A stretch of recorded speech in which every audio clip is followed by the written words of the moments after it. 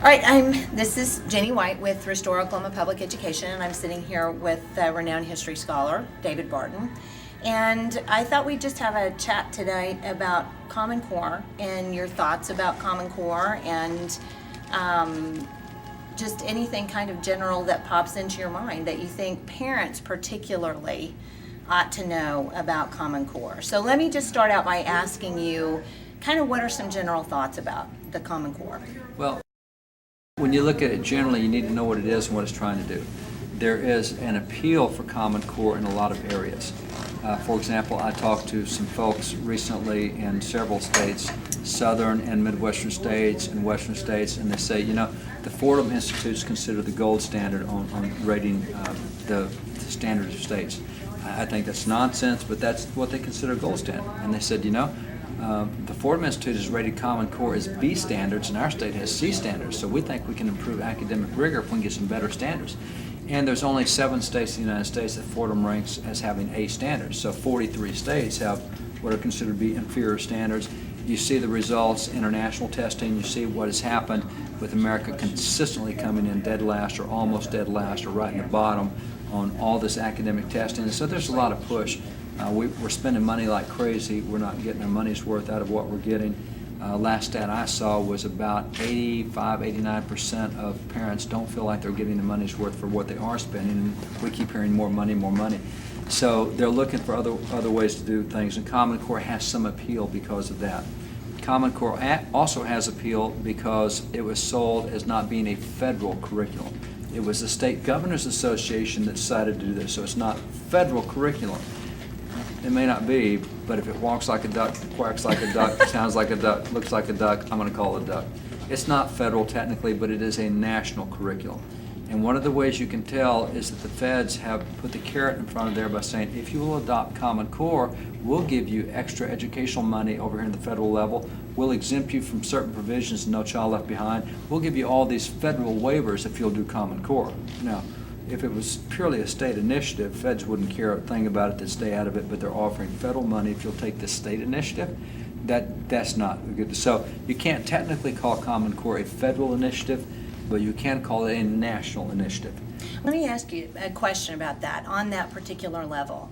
What is the danger of having a national curriculum? Well, hang on to that question for a minute. We'll come back to national in a moment because that's one of the downsides to this. One of the other things that you get with the problem of this national thing is that the governors agreed to this thing before there was ever a single standard written. And so you've got governors out there pushing it as a great deal. No, when that agreement was made, there has not been a single standard written at any point in time. So there's several problems with this. There's also some other problems that go with it. Some of the early states, about 3 years now, that's been out in some way, shape, fashion, form. Some of the earliest states to adopt Common Core seeking to get rigorous standards. They're testing this in over those 3 results, and their student scores have plummeted. They've gone exactly the other direction. So you have a real difficulty here. It is not a rigorous curriculum. It's an untested curriculum. It has not been tried, and so we've been promised that if you do this, you'll get great results. Well, you're making claims without ever having tried it. So there's, that sounds like the patent medicine shows out of the 1880s and 1890s. Is this will cure Snake oil. Snake oil. And if it doesn't cure the stuff, it's not going to cure. So that's a problem that goes with it. One of the difficulties that come from it being at a national curriculum level is now illustrated by a number of states. There are, at this point, 5 states who have rejected Common Core, or put it on hold anyway, put it on pause. And within those states, I was talking to one of the state legislators that recently just rejected Common Core. He said, we got it from our state superintendent of education who told us very bluntly, if you adopt Common Core, and if there's a standard in there that we as a state totally object to, you have no option. You have to teach it anyway. You do not have local controls. We found out from another state who dealt with the Department of Education on this, that if you have an objection to anything in there or you're wondering why it's been done, you do not ask your teacher, you do not ask your school board, your principal, or your state. You call the federal Department of Education and get explanations. So there goes local controls out the door. And by the way, there are 8 groups that will be adversely affected by Common Core, not the least of which is teachers themselves. Because teachers no longer are the ones who interface with the parents on this stuff. You have to go to the federal level to interface. Teachers won't like it either because it's got really high stakes testing. And teachers don't like high stakes testing by and large. This is really high stakes testing. If you bust this test, it's shot. And so, teachers don't like high stake testing when it goes to merit teachers or merit pay or anything else. They won't like this because this is high stakes testing. They won't like it because of the way that it is so poorly constructed for special needs kids. So special needs kids are going to be put on the chopping block because of the way this is handled. So it's untested, it's untried. It's kind of like the Affordable Health Care Act. The more they roll out, the more you find not to like in this thing. And that's where Common Core is right now. It is interesting that these guys were so convinced that everybody was going to buy this wonderful panacea that they were unprepared for any criticisms. And so they're getting plastered now, and they don't know how to respond back. Their only response is, well, that's those radical people on the right. They don't know what they're talking about. We're educated. We're professionals. So they don't have scores. They don't have testing. They can't answer the local control stuff. It's a big problem. The other problem that is, well, there's about 5 major problems that should be a concern to any parent. But the data mining that goes with this is a real major problem. In San Antonio, they've already installed the iris scanning machines for students. And parents go, whoa, wait, why do you need iris scanning? Well, in San Antonio, they've gone further. They said, for the safety of your kids, we want to make sure that ever since my kid's been born, I've never had trouble confusing him with anybody else. He's always looked like my kid to me. Why do I need iris scanning? For the safety of your kid. And so part of what they've done is they've gotten into this thing of saying, well, for the safety of your kids, we want to make sure nobody's taking them off campus. So we're not going to have your kids wear cards with ID chips in them no matter where they go. And so we've had young girls object. Every time I go in the bathroom, they know where I am. They know everywhere. I don't want that invasion of my privacy. It's for your safety. It's for your protection. And so she objected to wearing that, went to a civil rights lawsuit. What the school did to punish her for refusing to be tracked everywhere she went on campus. And it's the Napoleonic approach that you're guilty until proven innocent. Yeah. Instead of saying innocent until proven guilty, we're going to assume that you're going to be kidnapped, that you're going to leave campus, you're going to do something wrong, and we're going to make you prove to us you don't leave campus. No. That's not the way we do things here in America. Well, that card is so inconvenient. The kids might switch cards. Let's just kind of embed it under the skin because then we can track them. Sorry, I don't like where this is headed. And now that's just part of the management of seeing where the kids are. But the kind of questions they're asking for Common Core, why do you care what my religious affiliation is? Why do you care how many other kids I've gotten home? Why do you care whether I'm considered conservative, liberal, libertarian, moderate, anything? Well, if we know, we can tailor education to fit. See, if we know that you're a Catholic family and you're considered a conservative Catholic, we can tailor education to better.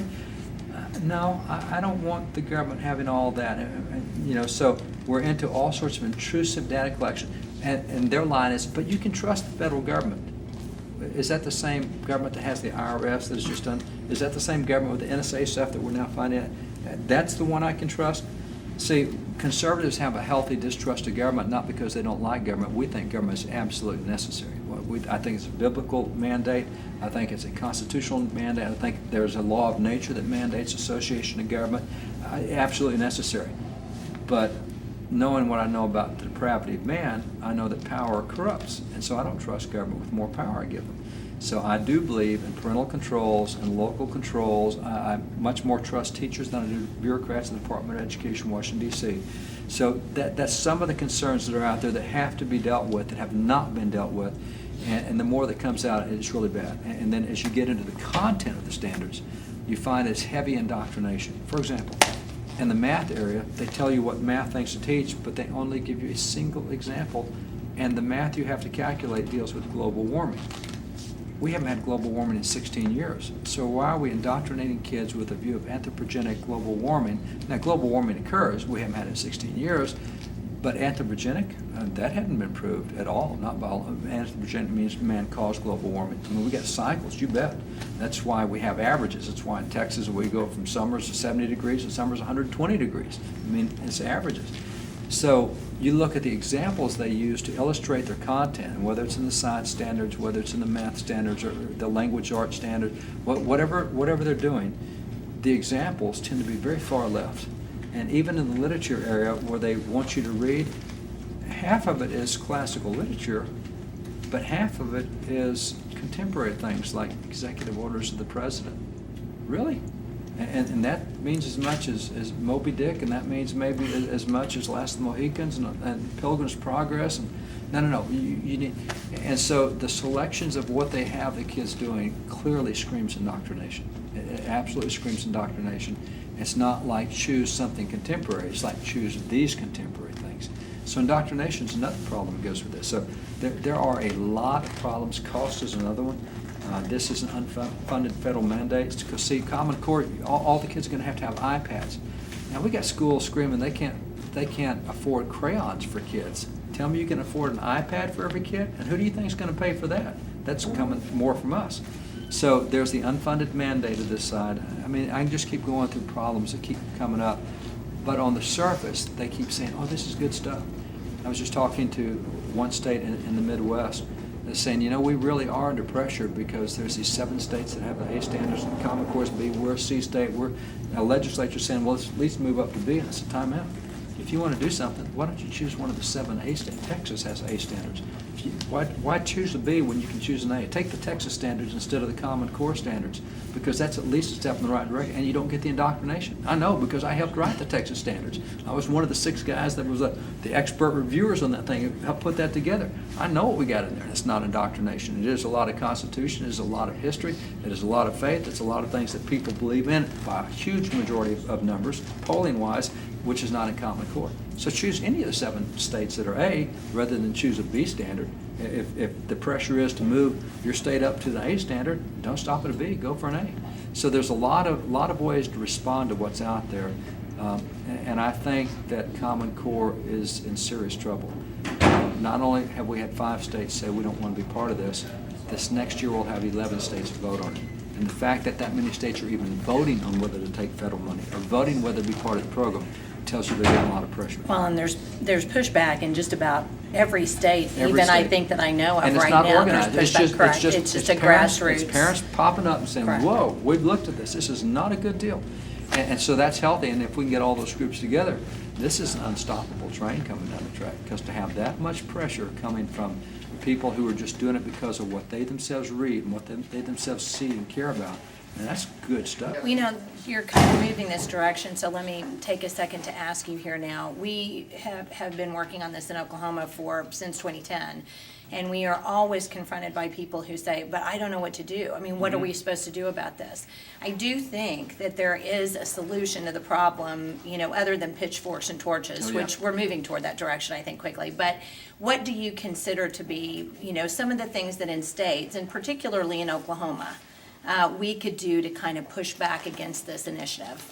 I think there's several things that can be done. They all deal with education of some sort, and they all deal with voicing what you learn. Because most school districts don't know what Common Core is. They hear from mad parents, and mad parents come in mad, and a lot of times don't come with information. And a lot of the ways you change this is relationally. You got school board members, you say, hey, have you seen this little 2-page white paper? Don't give them a 25-page thesis. Give them a 2-page white paper. Say, have you thought about all these things with Common Core? Do you know that you guys will lose all of your parents will have to bypass you to get stuff? It's no longer coming to the local school district. They'll have to go to Washington, D.C. No, I didn't know that. Did you know that you're going to have to fund iPads for all that? We're going to come up with money for that. You start giving them stuff like that, and these guys on their own will say, hey, this is not all it was cracked up to be. They told us that there was a golden pot at the end of this rainbow. We didn't know we had to go through all these tornadoes to get there. And that's the problem they've got, is they've been told that there's this great benefit, but they didn't see all this other. So start creating relationships with school board members. With those and don't get angry at them. I mean, by and large, most of them don't know what this is all about. They hear some clutter around, and the educrats will tell you one thing, and that's who they hear most of the time. So parents need to create some nice relationships with them. Say, got some short papers. I got a little YouTube clip. I got this great clip on what math is going to look like if we get the Common Core. You will not believe what's going to happen to traditional math. And when most school board members see that, they'll say, well, we don't want our kids being taught that. There's no way that we'll have rigorous standards if we do this. So that's one thing. Another thing is you start talking to your state legislators and say, you know, we don't need to be part of this. Do you understand the unfunded federal mandate this is? Do you understand that this is more federal strings attached that you guys will lose any voice, that the state legislature is out, it goes straight to the federal Department of Education. Start doing that, and it threatens the position of state legislators. Now, again, there will be a lot of lobbyists at the state capitol for the educrats. And I don't call them educators, I call them educrats, because they literally are. If I can talk Texas here for a little bit, we had in our state a measure where we were going to spend we were going to require schools to take 65 cents out of every education dollar and spend it in the classroom. And a lot of people said, why just 65? Why not 75 or 80?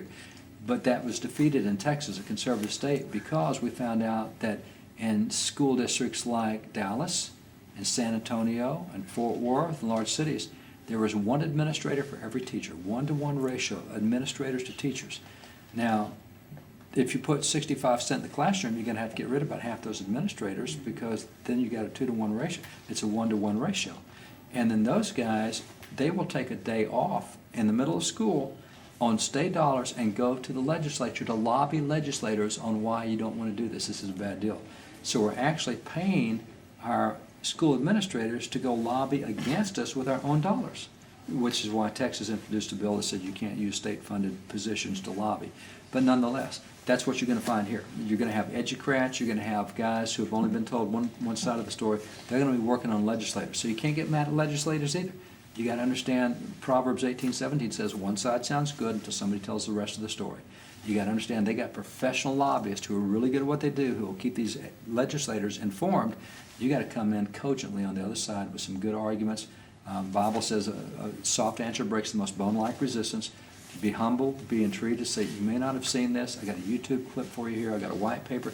Hey, I've got the Fordham results. You know, we don't need to stop at B standards. We need to go to A standards. Choose one of these 7 states. Let's go there. There's so many arguments you can make. The other thing I'll say is you got to understand you can make a difference. And I say that in the sense that I deal with about 120 federal legislators on a very regular basis. They're very good friends. Between 700 and 800 state legislators we deal with on a regular basis. And I ask periodically, like the federal legislators, I say, how many contacts do you get on a typical issue? And they said, typical, usually 5 or 10. They said, if we get 25 to 50, we know people are really ticked off over something. Hey, a Sunday school class can terrorize a congressman. You know, you get 25 people to contact. And so think what it is for a state legislator. It's a whole lot less. And so unless it's been something that's nationally publicized, if it's just swelling from the grassroots up, if they get 8 or 10 or 12 contacts or calls or emails, and again, don't get mad at them and cuss them out and say, hey, you may not have considered this, but you need to know that if you get Common Core, you're going to get federal strings, you're going to lose local controls, it's an unfunded mandate. The data mining, the intrusion is unconscionable for anyone who believes in the Bill of Rights. That kind of stuff, and it does not take many folks to convince legislators this is a big deal. And once you get legislators to start asking questions, they will tell their staff, go out and find out what this fight's all about. And as they get out there, they'll find we've got 10 or 12 great websites nationally on Common Core with lots of information. And those legislators will start finding that. The staffers will start getting that for them. So I think there's a lot of things we can do. It's a matter of hanging in there and being civil and being kind with it. And if you can't get them to change, great. Run for school board yourself, get yourself elected, run for state legislature, get people in who will do the right thing. But start relationally first. Build relationships and give them information will make a difference. That's really excellent thoughts. I do want to have your thought on one quick thing. Lots of Republicans in our state love the idea of choice, Yes. and they love the idea of choice in education. And we've made the argument on several occasions that choice is really not something that's going to rise to the top like cream here if we have a Common Core. What are your thoughts on that particular issue? I would issue. I would reduce it to something more fundamental than that. The problem we have with choice is, let me take a state like Nebraska. Nebraska, 87% of the state supports school choice. They cannot get a bill introduced on school choice. You have Idaho, about 85% of the state supports school choice. They cannot get a bill introduced on school choice. The problem with school choice is not Common Core. The problem with school choice is teachers' unions. Because what happens is when a legislator leaves the teachers' unions, those guys spend so much money to take them out. It's what literally in the political world is called hanging a bloody scalp over the gallery rail. You come in at the start of the session, you say, see the scalp of this incumbent right here? If you guys don't toe the line, you'll be just like him. You will be out next time. So in Texas, we have a group that's called Parent PAC. Parent PAC is Friends of Educators. What they will do is they collect massive amounts of money. They will target 1 or 2 guys in the primaries and take them out. And then it gets everybody else so scared of doing anything to make their teachers' unions mad that they won't introduce a choice bill. In Texas, we're about 73% of the state that supports school choice. We haven't had a school choice bill introduced in I don't know how many sessions. I mean, we can't even get somebody to do it. So choice is not as much of an argument as how to take care of that pressure, because again, we're paying administrators state dollars, and then they go lobbying all this stuff, and they go lean on all these educators, and they have state educators lobby day at the Capitol, and every legislator, well, when's the last time we had grassroots lobbying day? And instead of getting 5 educators to every legislator, why don't we get about 150 citizens to? But we don't do that, and I understand we've got jobs, they do too, but they use our dollars to go lobby. We've got jobs, they go from 8 to 5, and legislators are gone when we get off work. So it's the kind of thing that, and I don't mean to dodge the question of school choice, because I don't think Common Core is as big an issue on that. It certainly goes against choice, it goes against competition, but the bigger issue we have is how do you get 85 or 87% of the state who supports it to actually get it in policy, and that is we got to make sure that when they try to go after in a primary, they go after our guys and try to take them out, that we make sure our guys win and don't lose the primary, because they will pour tons of money into primaries, understanding that if they can hang that bloody scalp over the gallery rail, it intimidates every other legislator. So I don't want to be that guy next year. I'll toe the line. I won't introduce that bill. We have home. I don't know if you know this about Oklahoma, but Oklahoma is one of the most liberal states in all of the country for homeschool laws, and we have excellent homeschool here. So much so that we have people that come in from other states because they have such a great freedom. Exactly. That's right. to home educate That's here. right. We also believe that the Common Core is actually going to affect homeschoolers as well. Do you have any thoughts on that issue? Part of it is going to come from the data mining. The data mining will have an impact. See, it's going to affect parochial schools, private schools, and homeschools, because particularly as money becomes available, and choice will make that money available, and it should be. The Supreme Court has actually held a great choice program in Arizona, but 24 states have now moved to some degree of school choice that includes parochial schools, private schools, homeschools, etc. We collect state funds to have kids educated. We don't say where until the last 40 years. Well, it's got to be in a secular education system. Why? If I can back up to California for a minute, when initially their Supreme Court struck down homeschooling in California 5 years ago, I believe it was 5 years ago, they said, hey, unless you have a certified teaching degree, you can't homeschool your kids. Well, only 9% of homeschool parents had certified teaching degrees. But what we found was those homeschool kids, 91% of them without certified teaching degrees, were averaging 2 to 4 grade levels higher on academic knowledge than the kids coming out of certified public school teacher degrees. It looks to me like you need uncertified teachers teaching, and then you get 2 to 4 grade levels higher. So if the state's concerned about having educated citizens, they don't care what venue they come from, but suddenly we've said, oh, you can't have any money unless it's secular only. Even though we get 2 to 4 grade levels higher over here, and even though we're spending about $12,000 a year in public schools, and you're spending about $750 a year in homeschool, we can't afford to do $750. We're going to keep doing $12,000 a year and have 2 to 4 grade level lower results than you do. That doesn't even make sense. And so, but to go back to your question, yes, it does have an impact on homeschoolers and parochial schoolers and Christian schoolers, particularly as more choice programs come through, like the Supreme Court has upheld, that allows the dollars to be distributed. The data mining requirements, the loss of parental rights that goes with it, the transfer of supervision elsewhere, and the whole mindset creates a hostile environment toward people that are not part of that Common Core system. And so you really find that even though we have great protections against NSA, we're finding people saying, well, what's wrong with NSA? They're keeping us safe. No, you don't give up your liberty for safety. And it's the same thing. A lot of times you'll find state laws that provide a lot of freedom infringed simply because people think this is such a good deal that we need to intrude into you and get certain information from you. And that's a hard thing to overcome when people make up their mind that it's good for you. Well, David Barton, we really appreciate the time you've taken to talk to us about this today, and thank you for all of your insight and wealth of knowledge on the topic. Thank you very much. My pleasure. Happy to help.